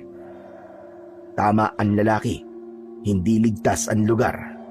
Kailangan niyang bantayan ang kanyang kapatid. Ang nangyari kanina ay isang babala. Hindi niya lubos maisip kung paano si JB kung ito ang nakasalubong ng mga lalaking yun. Bata pa ang kanyang kapatid. Madaling mapaniwala at madaling malansi. Ngunit sa kabila ng nangyari, napagtanto ng dalaga na naroon nga sa lugar ang hinahanap nilang pugad ng mga aswang. Marahil ang mga lalaking yun ay bahagi ng mas malaking grupo. At kung totoo man, wala ng oras para magbagal-bagal. Kailangan nilang kumilos kaagad. Kailangan malaman to ni Lolo. Sana umuwi na sila. Sana umuwi sila na maaga. Walang magawa ang dalaga kundi ang maghintay. Inihanda niya ang sarili para sa matagal na usapan. May mga bagay na kailangang malaman ang kanyang lolo, lalo na ang tungkol sa mga lalaking sumalakay sa kanya. Pagkarating niya ng bahay, dumiretso na siya sa loob at uminom ng tubig. Tumambay siya sa harap ng bintana at doon niya balak hintayin ang dalawa. Bandang hapon, dumating na sina Canuel at JB. Halata sa mukha ng dalawa ang lungkot at agad na naunawaan ito ni Pamela. Malinaw na hindi nakipag-usap sa dalawa ang lalaki. Lumabas siya ng bahay at sinalubong ang dalawa. Mano po, Lo? Kumusta po naging lakad nyo? Walang nangyari sa lakad namin, Iya. Hindi nagpakita si Rafi. Inikot namin ang lugar, pero wala siya. Wala din kaming nakitang kubo niya o anuman. Ganun po ba? Lo, halina po muna kayo sa loob. Mukhang napagod po kayo. May nakahanda na pong merienda para sa inyo. Kanina ko pa po kayong hinihintay eh. Bakit? May nangyari ba? Wala naman po, Lo. Hindi pa masabi ng dalaga ang nangyari. Pero kinagabihan, doon na siya nagsalita pagkatapos nilang maghapunan. Lo, pwede po ba tayo mag-usap? Tungkol naman saan na po? Gusto ko lang pong sabihin na totoo po ang sinabi ni JB. Mabait na tao po talaga si Rafi. Hindi siya masamang tao. At paano mo naman nasabi? Napakunot ang noo ni Canuel, samantalang si Pamela ay napayuko. Ang totoo po niyan, Lo, sinundan ko po kayo kanina. Pero huminto po ako sa pagsunod sa inyo nang mapansin niyo po ko. Ano ka mo? Sinuway mo ako, Pamela? Opo, Lo. Pasensya na po. Hindi ko po intensyong suwayin kayo. Pero ginawa mo pa rin. Sige, sabihin mo sa akin kung ano nangyari. Magsalita ka! Nung sinundan ko po kayo, may dalawang lalaking lumapit sa akin. Pinipilit po nila akong isama at gagawin daw po nila akong alay sa kanilang pinuno. Ano ka mo? Lumaban po ko, Lo. Pero nasuntok po niya ako sa sikmura. Akala ko po talaga katapusan ko na. Pero Lo, may tumulong po sa akin. Sino, ate? Yung lalaking sinasabi mo, namukhaan ko siya eh. Sigurado ako na siya si Rafi. Ate naman eh, ba't di mo agad sinabi? Dapat sinabi mo nung dumating kami kanina. Hindi ako makabuelo eh. Natakot ako. Ayoko mag-alala kayo. Pero hindi ko na po kayang itago. Hindi ko rin po alam kung anong susunod na plano ng mga lalaking yun. Pero sinabi ni Rafi na kailangan ko mag-ingat. Tila alam niya kung sino mga yun, Lo. Nagbanta sila. Nababalikan nila ako. Pambihira na yan. Hindi ligtas ang gabing ito para sa atin. Bakit po, Lo? Agad na nilapitan ni Canuel si Pamela at ipinataas nito ang suot na blusa. Sinuri nito ang sikmura ng dalaga at nakita dito ang isang kakaibang marka. Ito na nga ba ang sinasabi ko? Kaya ayaw kitang isama dahil alam kong magiging mainit ang mata nila sa'yo. Kaya ayaw ko din na lumalayo kayong magkapatid at lumalakad nang hindi ko alam. Gusto ko kayong protektahan, pero matigas ang ulo nyo. Mabuti pa'y humanda kayo. Tiyak na pupuntahan tayo ngayong gabi ng mga aswang na yon. Hindi sila titigil hanggat hindi kanila nakukuha. Hala, ate. Paano na? Pero paano nila ako mapupuntahan dito, Lo? Wala namang nakasunod sa akin kanina. Kapag ang isang biktima ay natipuhan nila, minsan nilalagyan nila ng marka. Maaaring sa pamamagitan ng laway o amoy na hindi natin nararamdaman. Pero sapat na para mahanap ka nila kahit saan sulok ka magtago. Matalas ang pang-amoy ng mga aswang na to at hindi sila basta-bastang sumusuko. Lolo Noel, ano pong gagawin natin? Kailangan matanggal ang palatandaan na yan. JB, kumuha ka ng insenso at asin. Kailangan natin maitago ang amoy sa mga aswang. Sige po, Lo. Tapos, ihanda nyo na rin ang sandata nyo. Kailangan nating maging mapagmatsyag at alerto ngayong gabi. Mabilis na kumuha si JB ng insenso at agad nilang sinindihan ito. Samantalang si Pamela naman ay dumiretso sa silid ng kanilang lolo at kinuha ang taguan ng kanilang mga sandata. Mga sandatang nabasbasan ng maraming dasal mula sa magagaling na albularyo, sadyang ginawa upang panlaban sa mga kampon ng kadiliman na katulad ng aswang. Ngunit hindi pa man nagtatagal ay may narinig na silang mga kaluskos at malakas na ungol at ang tunog na parang may kumukutkot sa lupa. Umaalingasaw na rin ang mabahong amoy ng mga aswang, amoy bulok na karne at matapang na asupre. Lo, ang baho po! Pamela, nandito na sila. JB, bilisan mo. Sabuyan mo ng asin ang paligid ng mga bintana natin at pintuan. Dapat lahat na maaari nilang pasukan. Sabuyan mo ng asin. Madali ka! Opo, Lolo! Akin na yung insenso at ilagay mo sa may pinto. Yan lang ang panandaliang pananggalang natin ngayon. Tumayo sa tapat ng pinto ang matandang lalaki at nagsimulang bumulong ng dasal. Patuloy ang mga kaluskos mula sa labas. Ate, natatakot po ako. Kasalanan ko to eh. Kasalanan ko. Hindi kita sinisisi, Pamela. Walang may kasalanan sa nangyaring ito. Huwag kayong mag-alala. Hindi sila basta-basta makakapasok hanggat hindi nila nababawasan ang lakas ng mga dasal na binanggit ko. Pero oras na humina ang depensa natin, doon masusubukan talaga tayo.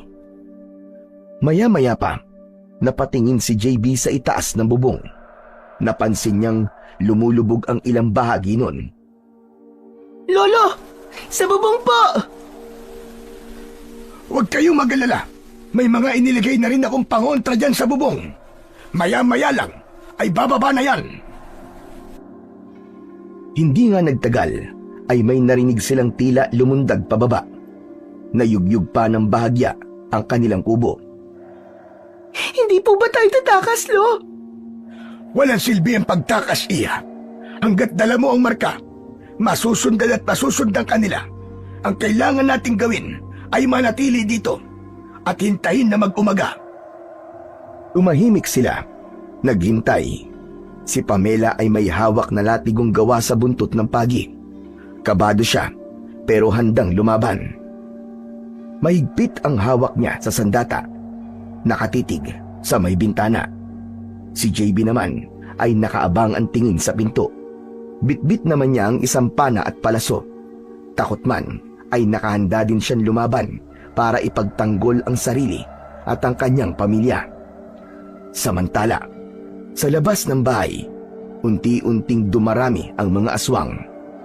5 ng una, ngunit kalaunan ay naging 10. Pinaliligiran na nila ang buong bahay. Ang ilan ay kinukuskos ang dingding at ang iba ay sinusubukang hukay ng lupa.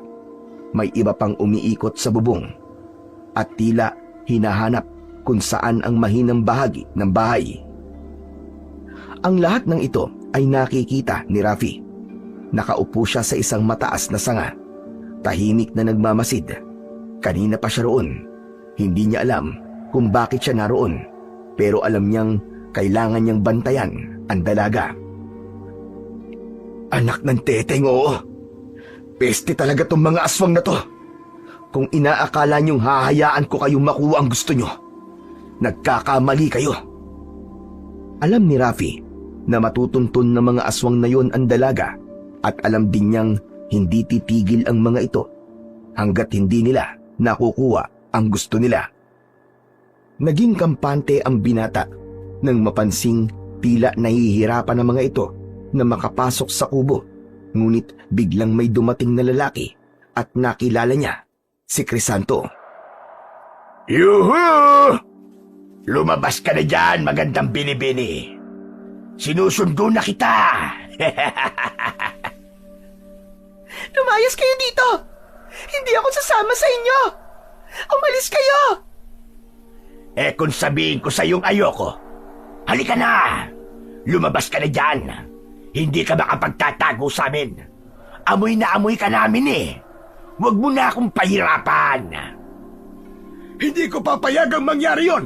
Mga demonyo kayo! May kasama ka pala. Alam mo bang maswerte ka lang kanina dahil araw? Pero ngayong gabi, kahit sino pa yung mga kasama mo, hindi nila ako kayang pigilan. Makukuha kita. Pagkasabi nun ay kitang-kita ni Rafi ang pagbabagong anyo ni Crisanto. Ang katawan nito'y lumaki, ang balat ay kumulubot at kumapal, ang mga braso ay humaba, at ang muka ay tuluyang nag-iba. naging parang isang mabangis na unggoy. Malaki ang bibig, puno ng matutulis na ngipin. Namumula ang mga mata. Kilala ito sa lakas at bilis. At agad nitong nabuksan ang pinto ng bahay nang walang kahirap-hirap. Doon ay napatunayan na nito ang kanyang angking kakayahan. Mas malakas ito kesa sa kanyang mga kasamang naroroon. Isang kasama niya ang agad na pumasok. Agad na pinakawalan ni JB ang kanyang palaso at tumama naman yun sa dibdib ng nilalang. Napaatras ang aswang. Umungol ito ng malakas. Ayos! Sapol!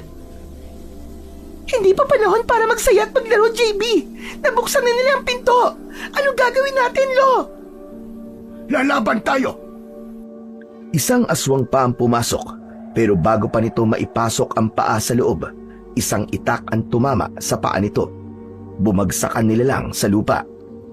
Wala kayong karapatan dito! Mga demonyo kayo!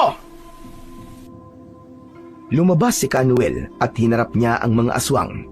Sinaksak ni Canuel ang aswang na sumugod sa kanya gamit ang kanyang matalas na itak.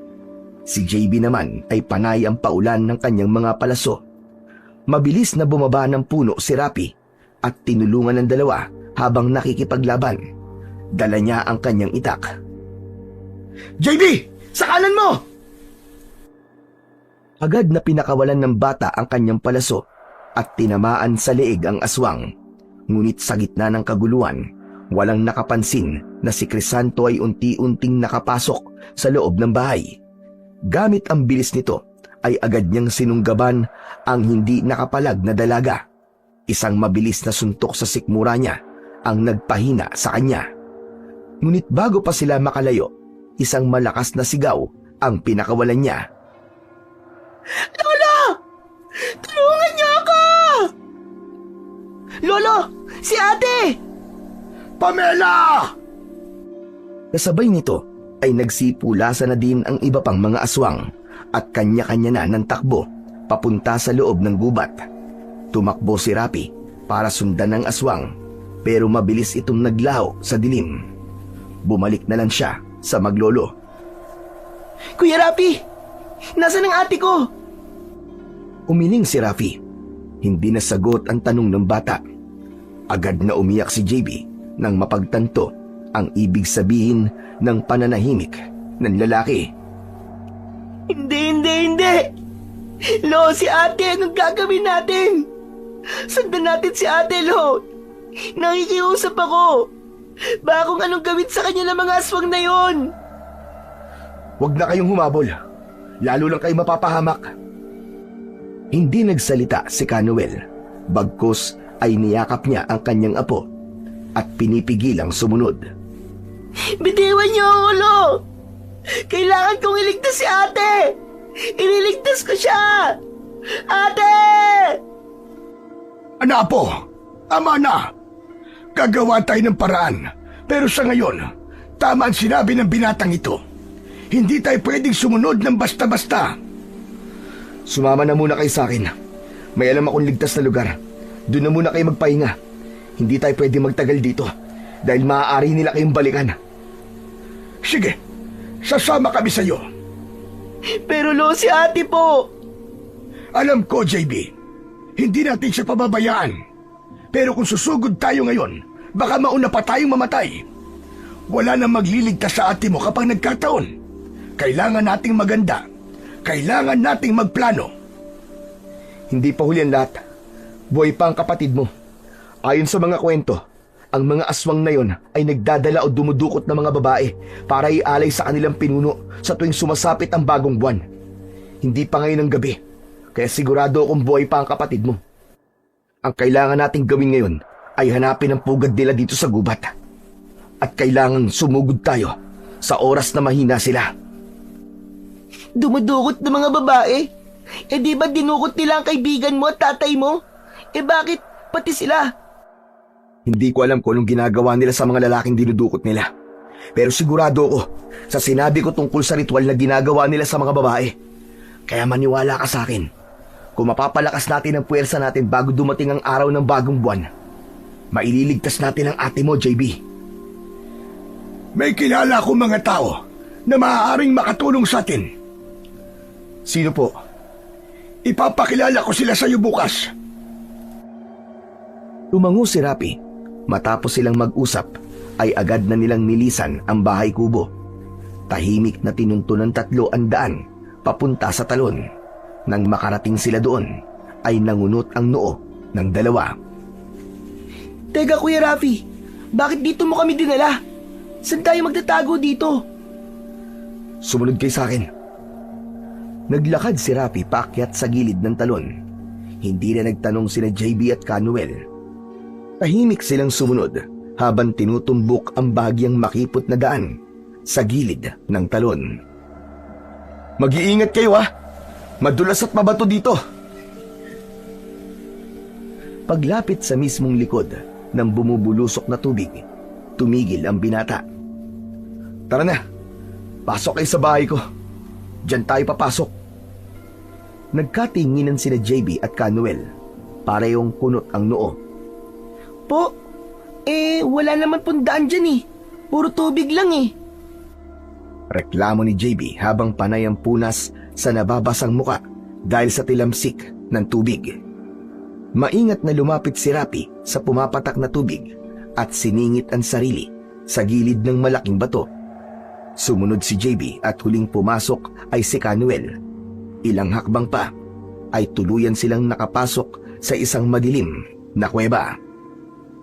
Agad na nagsindi ng lampara si Rapi at sapat na ang ilaw na yon para makita ng dalawa ang ilang bahagi ng kuweba. Grabe! May kuweba pala dito sa likod ng talon. Hindi ko napansin yun ah. Ngayon lang ako nakakita ng ganito. Hindi halata sa labas. Pero dati nung unang punta ko dito, napansin kong parang may gumalaw nga dito. Pero hindi ko lang pinansin dahil akala ko imposible namang may tao sa likod ng talon. Ako po yun. Nandito ako sa loob ng mangisda kayong dalawa ni JB. Pasensya na po kayo. Wala akong magandang bahay. Dito lang po ako nakatira. Walang problema dun, iyo. Tama ka. Ligtas nga ang lugar na to para sa atin. Paano mo nadiskubre ang lugar na ito? Nandito na po ako simula pagkabata ko. Dito po ako iniwan ng mga magulang ko nung bago po sila nawala. Napansin ng matanda ang mga sandata sa isang sulok. Rapi, sa'yo ba ang lahat ng yan? Opo, akin po ang lahat ng yan. Nilapitan ni Canuel ang mga sandata. Pinagmasdan niya ang mga kalawangin at mapurol na gilid ng iba. Sayang naman ang mga to. Magaganda pa. Maayos lang ng konti. Mahasa ng maigi. Ayos na ulit gamitin ito.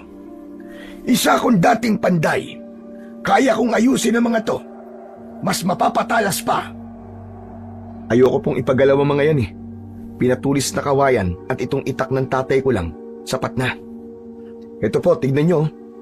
Ito ang iniwan sandata ng aking tatay. Galing daw po ito sa lolo ko eh. Pinamana po niya sa akin. Pero hindi ko po ito ginagamit kung walang totoong panganib. Pwede ko bang mahawakan ang itak mo? Bakit po? Wala naman. Gusto ko lang makita ng malapitan. Inabot ng binata ang itak. Ilang sandali pa nang hawak ng matanda ang sandata ay napansin ni Rafi na mabilis itong nagpahid ng kanyang mga luha. Canuel, ayos lang po ba kayo? Hindi agad sumagot ang matanda. Nakatingin lang ito sa itak na hawak-hawak niya. Napansin ni JB na taas baba ang dibdib ni Canuel. Parang pinipigilan nito ang pag-iyak. Tahimik na ibinalik ng matanda ang itak. Tara na po, magpahinga na po tayo. Naupo sila sa sulok ng kuweba. Si JB ang nahiga sa higaan ni Rapi. Samantalang ang dalawang matanda ay sumandal na lang sa mga bato. Kinabukasan, maagang nagising ang grupo. Hindi na sila nag-aksaya pa ng oras. Mabilis silang lumabas ng gubat at nagtungo sa isang lugar kung saan nagtitipon at naghihintay ang mga kaibigan at kasamaan ni Canuel. Naroon ang ilang mga albularyo at matatapang na kalalakihang tulad nila. Lahat ay may dalang matinding galit at iisa sila ng layunin. Tapusin ang kasamaan ng grupo ng mga aswang at bigyan ng hustisya ang mga taong pinatay, kabilang na ang kani-kanilang mga pamilya.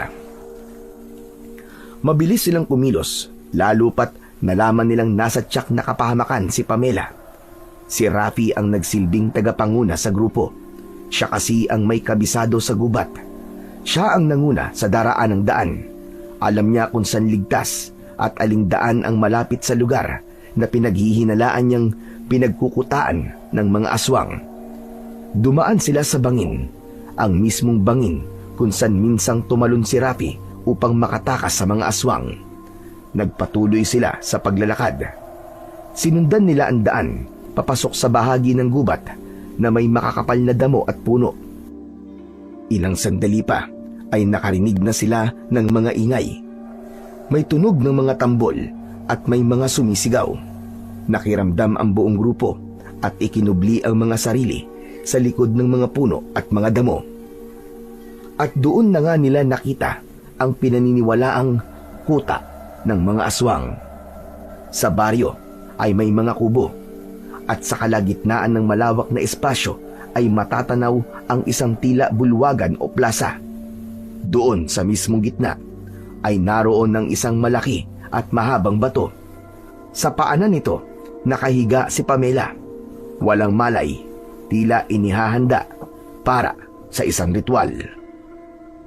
Narito na tayo! Wala na tayong oras. Kailangan na natin masimulan ng digmaan bago pa gumabi.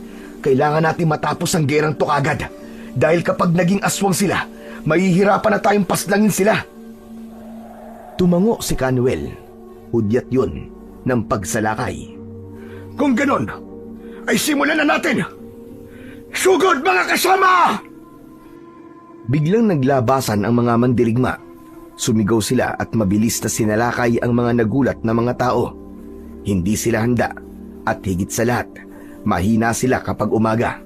Parang mga ordinaryong tao lang sila. Ang kaibahan lang nila sa mga tao, mapupula ang kanilang mga mata. Wala silang kapangyarihan, walang lakas, at walang bangis. Wala silang kakayang magbago ng anyo dahil ang mga aswang na ito ay sakalang nagiging aswang kapag natatapos ang kanilang ritual sa gabi. Laban mga kasama! Huwag nating hayaan na sirain nila ang ating baryo! Dumating na ang pagtutuos. Ipaglaban natin ang hustisya mga kasama. Pagbayarin natin sila sa kanilang mga kahiyupang ginawa. Huwag kayong pakakasiguro. Binigla nyo lang kami. Pero huwag nyong isipin na kaya nyo kami. Nakauna lang kayo. Kaya naming lumaban kahit mga tao pa kami. Tao? Tinatawag mong tao ang sarili mo? Wala kang karapatang maging tao dahil ikaw ay masama. Katulad mo mga kalahi mo. Mga kasama, tapusin silang lahat! May isang aswang na pumagitna kay Crisanto at Canuel. Nakaatras si Crisanto at hindi siya ang tinamaan sa unang pagsalakay ng matandang albularyo. Naging sunod-sunod na ang pag-atake ng mga taga-baryo.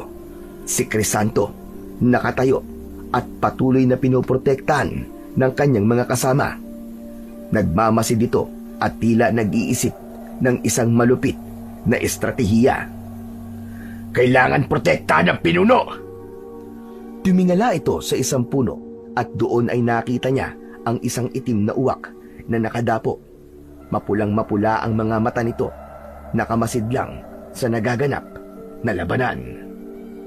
Pinagmamasdan ang naglalaban at lahat ng mga kalalakian kasama sa grupo ng mga aswang.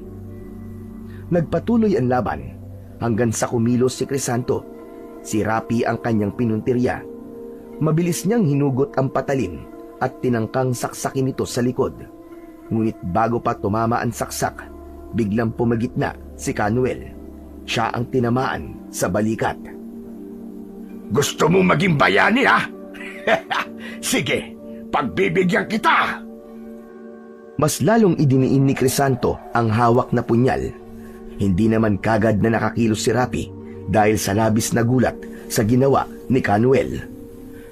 Gawin mo ang gusto mo, pero hindi ko hahayaan na patayin mo sa harap ko ang aking apo! Biglang nanlaki ang mga mata ni Rafi sa sinabi ng matanda. Nagtaka siya dahil malakas ang hinala niyang siya ang tinutukoy na apo ng matanda. Muling idiniin ni Crisanto ang punyal. Hayop kan talaga! Papatayin kita! Katapusan mo na, tanda! Biglang natulala si Crisanto. Biglang hindi nakakilos hanggang sa unti-unting bumitaw ito sa hawak niyang punyal. Isang palaso ang nakatarak sa kanyang dibdib. Agad siyang namatay at nang tuluyang nabuwal, nakita nila si JB na siyang may hawak ng pana, nakatutok sa kanila. Magaling, JB! Ang galing mo! Para sa ate ko po at para sa inyo po, Lolo. Nagpatuloy ang labanan. Malalakas ang mga mandirigmang kasama ni Canuel. Wala silang takot. Marami na silang napatay. Sinunog na rin nila ang ilang kubo. Biglang napalingon si Canuel sa isang puno at doon niya nakita ang uwak. Yan! Yan ang pinuno! Habulin siya! Tumatakas na ang aswang! Napalingon ng mga mandirigma sa direksyong tinuturo ni Canuel. Nakita nila ang uwak. Ikinakampay na nito ang kanyang mga pakpak at naghahanda sa kanyang pagtakas. Ang uwak na ito, ang tanging may kakayahan sa kanilang lahi na makapagbagong anyo kahit sa liwanag ng araw. Agad na inihanda ni JB ang kanyang pana at palaso. Walang pagdadalawang isip na pinakawalan niya ito. Sa isang iglap, tumama ang palaso sa gitna ng katawan ng uwak. Isang matinis na hiyaw ang narinig mula rito, kasabay ang pagbagsak nito sa lupa. Sa pagkahulog, unti-unti itong nagbago ng anyo. Mula sa uwak ay naging isang matandang lalaki ito. Agad nilang nilapitan ang katawan nun at sinilaban.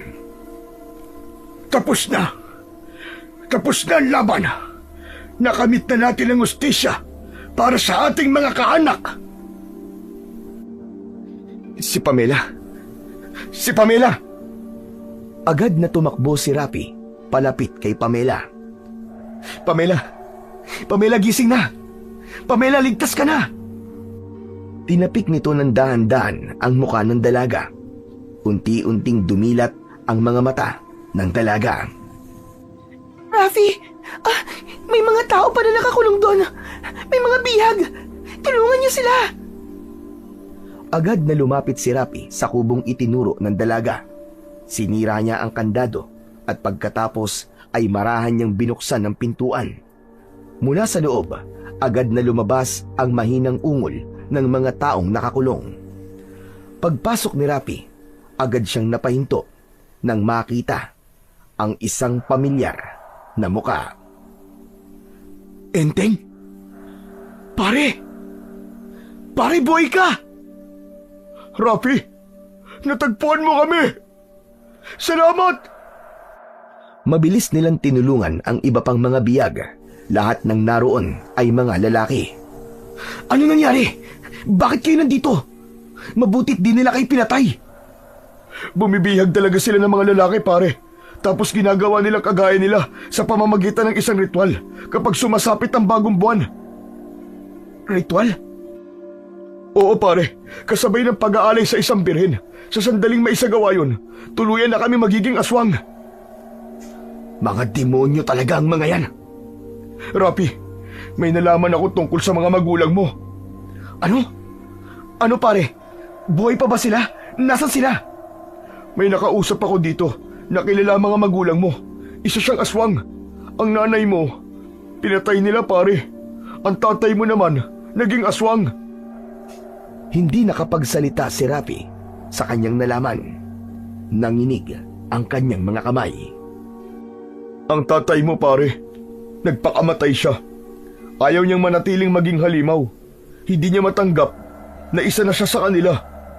Ayaw niyang makasakit ng iba, Rafi. Pare, patawad. Wala kang dapat na ihingi ng tawad, Enteng. Hindi mo kasalanan yun. Nang marinig ni Rafi ang sinabi ng kanyang kaibigan, para siyang nabunutan ng tinik sa dibdib. Malungkot siya dahil sa nangyari, pero masaya siyang malaman na hindi siya iniwan o inabandona ng kanyang mga magulang. Hindi lang talaga sila nagkaroon ng pagkakataon na makabalik. Agad na nagyakap ang dalawa. Inilalayan niya ang kaibigan palabas ng kulungang yon, kasama ng iba pang mga biyag. Nang ligtas na ang lahat, lumapit si Canuel kay Rafi at nagkaroon sila ng masinsinang pag-uusap. Rafi iyo, bukod sa itak, may iba pa bang naiwan sa iyong gamit ang mga magulang mo? Bakit niyo po tinatanong? May gusto lang akong kumpirmahin. Meron po.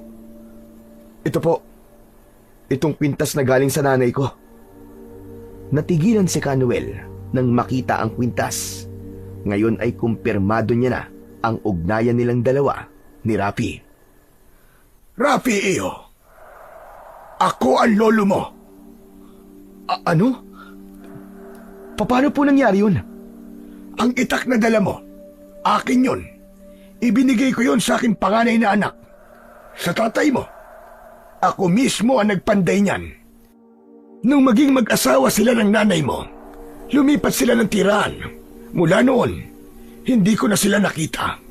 Hindi ko alam kung nasa na sila. Natahimik si Rafi.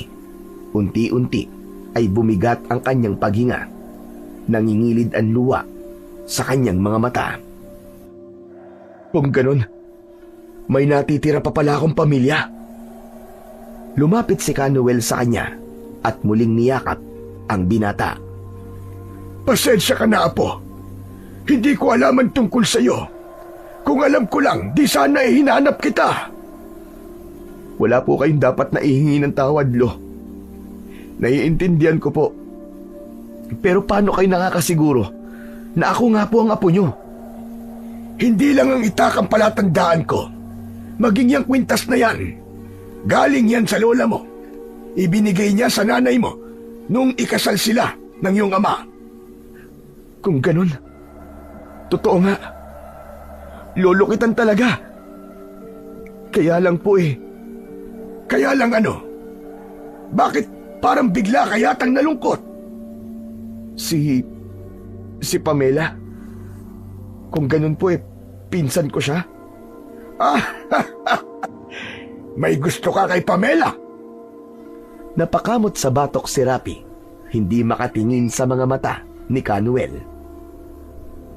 Alam mo, Rafi, ang totoo niyan hindi ko tunay na apo si Pamela at JB. Po? Hindi niyo po sila apo? Hindi. Mga ampon ko lang sila. Natagpuan ko sila magkapatid ilang taon na nakalipas. Mangyaring naiwan sila sa isang bahay na walang buhay ang kanilang mga magulang. Pinatay ng mga aswang. Si Pamela, alam niya yon. Pero si JB, sanggol pa lang noon. Hindi niya alam ang tungkol sa pag-aampon ko sa kanila. Akala ko hindi na pwede. Kung may pagtingin ka kay Pamela, wala akong tutol. Lolo naman hindi naman po ako nagmamadali lalo na't hindi ko naman po alam kung ano po ang pakiramdam sa akin ni Pamela. Sa tamang panahon, Rapi. Basta ngayon, ang mahalaga ay ligtas na tayo at maaari na tayong magsimula ng panibagong buhay. Matapos ang matinding labanan, tuluyang bumalik sa katahimikan ang buong gubat at lahat ng mga kalapit na lugar. Nawala na ang banta ng mga aswang. Nagpasya si Rapi at Lolo Noel na doon na manirahan sa may tabi ng talon. Nagtayo sila doon ng 2 kubo. Tuwang-tuwa si JB dahil sa wakas ay natupad ang kanyang pangarap na manirahan sa kanyang pangarap na lugar. Ganon din naman si Pamela. Ayos na sa kanila ang simpleng buhay, pero sagana sa mga likas na yaman. Sa paglipas ng ilang mga araw, tuluyan na ngang nagbago ang buhay ng binata. Naging bukas na siya sa lahat ng mga tao Nagkaroon na siya ng iba pang kakilala at naging kaibigan. Hindi rin nagbago ang samahan ni Canuel at Rafi. Bagamat hindi nila ipinagsabi sa iba ang katotohanang sila ay maglolo. Batid nila sa puso nilang dalawa ang ugnayan na yon. Nanatiling lihim ang kanilang tunay na ugnayan. Isang bagay na kanilang iniingatan para sa katahimikan ng lahat. At sa katahimikang yon, naranasan ni Rafi ang mabuhay ng masaya at puno ng pagmamahal, kasama ni JB, ni Canuel, at ang itinatangi ng kanyang puso na si Pamela, na kalaunan ay kanyang naging asawa, at nabuhay sila ng mapayapa at masaya sa piling ng isa't isa.